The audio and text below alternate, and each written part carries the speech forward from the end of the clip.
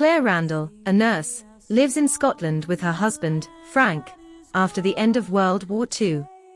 They are trying to rebuild their marriage after the war, while Frank studies his family tree, including a big bad ancestor Jonathan "Black Jack" Randall. Pro tip: anyone named Black Jack shouldn't be trusted. One day, Claire and Frank watch a group of women dance around the nearby stone circle of Cray Na Dun. The next morning, Claire goes to collect some plants. She's a budding botanist, pun intended, and the stones scream. Claire almost passes out, and when she wakes up, she finds herself in the middle of a scuffle, with old-school rifles and axes and men in kilts. She runs smack into Frank, but it turns out he's not Frank.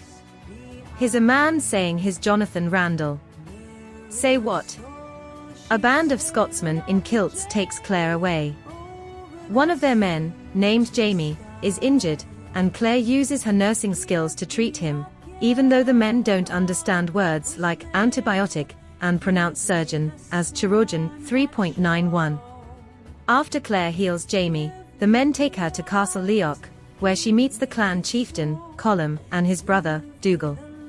Snooping in Colum's journal, she realizes she's in the year 1743. Yikes! The chieftain and his brother agree to keep her at the castle, even though they suspect she's a spy for the English. Claire spends her days at the castle helping Mrs. Fitzgibbons, the female jack of all trades, and becoming the surgeon, or should we still say chirurgeon, in residence, taking over for the doctor who has died. She heals people, and gets to know that strapping young injured lad, Jamie, better. Claire tries to escape a few times, like during the busy gathering at the castle, but never succeeds. One day, Dougal decides to take her and Jamie with him on the road.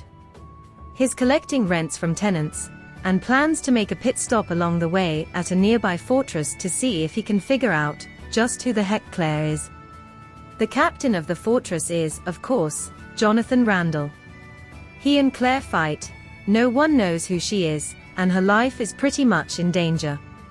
In order to keep her from falling into Randall's hands, Dougal arranges for Claire to marry Jamie, aka James Fraser, which would make her Scottish instead of British. She agrees, not that she has a choice, and goes through with the ceremony. To make it official, they have to consummate the relationship. Hey, Jamie is hot and pretty sweet, so why not? Claire takes his virginity and maybe, just maybe, they start falling in love. Still, Claire is 200 years in the past. When she has an opportunity to make a run for the border, in this case, Cray Na Dun instead of Taco Bell, she takes it. Unfortunately, she gets kidnapped by, guess who, Jonathan Randall.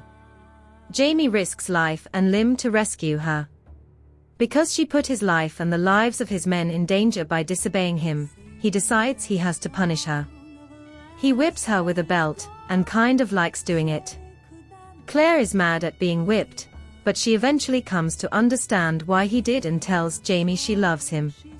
Peace, don't try this at home, okay? They return to Leoch, but Jamie has to leave on a long hunting trip with the Duke of Sandringham. While he is gone, Claire gets a message that Jaelys Duncan, a woman suspected of being a witch in a nearby village, is ill and needs Claire's help. Claire gets to Cranesmuir and finds out it's a trick. Lafair, a girl who is jealous that Claire got to marry Jamie, lured her there and turned Jaelys into witch hunters. Lafair is also probably jealous that Claire's name doesn't look like it's pronounced leg hair. Just saying. Both Claire and Jaelys are almost burned at the stake, but Jamie rescues Claire at the last minute. Jaelys, however, isn't so lucky. Before she is taken away, Claire notices something: Jaelys's smallpox vaccination scar. Yep, she's another time traveler. Jamie and Claire flee to Jamie's estate of Lallybroch for safety.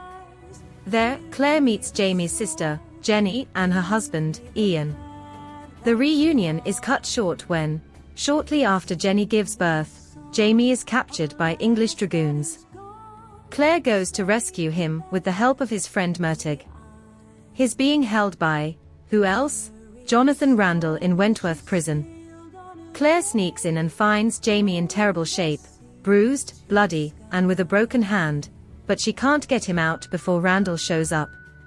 To save Claire, Jamie agrees to let Randall rape him. Randall tosses Claire out of the prison, where she is almost devoured by wolves.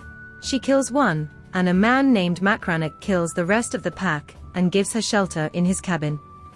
Macrannoch is a friend of the Frasers and helps rescue Jamie.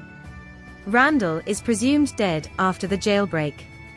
Claire nurses Jamie back to health, then travels with him to an abbey in France to continue his recovery.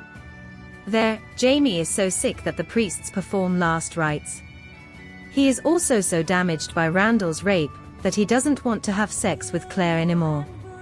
That just won't do, so Claire chats it up with Brother Anselm, who tells her to sit in the rectory and let an answer come to her. Here's the answer: impersonate Jonathan Randall, making Jamie so mad that he attacks her and has sex with her. Well, that's dark. She does it, he does it, and they do it.